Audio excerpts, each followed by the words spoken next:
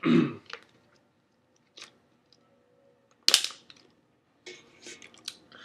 up, world?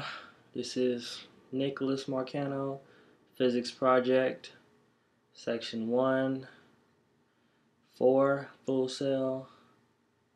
Gotta do it. So let's get started. Here, I have a bottle of water.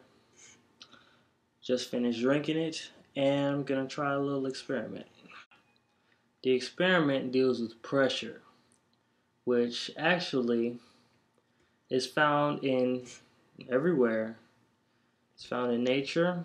You can see it or you can feel it when you dive deep underwater doing scuba diving, or even if you go too deep in a pool. You can see it or feel it when you're in an airplane. In movies, how they portray how a plane, the door opens and everything just rushes out. That's because the pressure inside the cabin compared to the pressure outside the plane, which is up high, the pressure is lower than what is inside the plane. So naturally, the air pressure wants to even itself out. The same way you can't actually have water at two separate levels in the same space. Have you ever seen your cup of water just high on one side and low on the other? I don't think so. So pretty much evens out, because if you poured it in there, it would pretty much stay on the sides. So the same is actually true for air pressure, and I want to try an experiment showing that the same thing here with this bottle of water. Now what I'm going to do to the bottle of water is actually take it and make sure the cap is on really tight so that no air gets out. And when I squeeze it, the pressure actually causes it to remain its shape because it's pushing out on the bottle. There's a little bit of water in there, but it doesn't really make a difference. So, on with the experiment.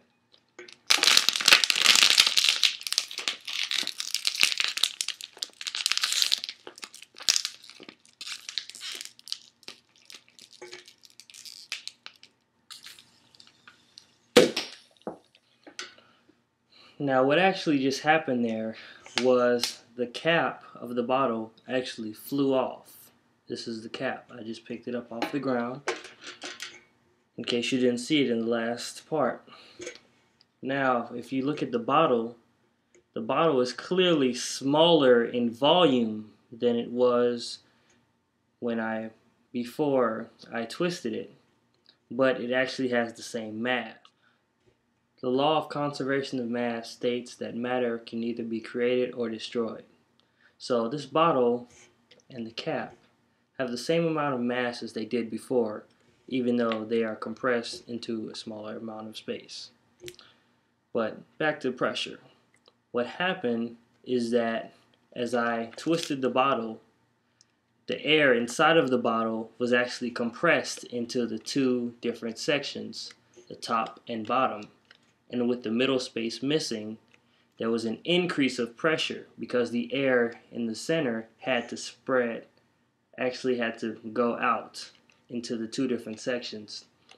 So the pressure increased in both the bottom and top, and in the top where the cap was, I slightly twisted it so that the threads were barely catching, and I just allowed the pressure to shoot the cap off. Now if you look at the bottle, it's in pretty bad shape. So actually, if I close the bottle and uncompress it, as you see here, the air pressure inside the bottle, there's not as much air, so there won't be as much pressure, not taking up as much space to push it out to its original shape.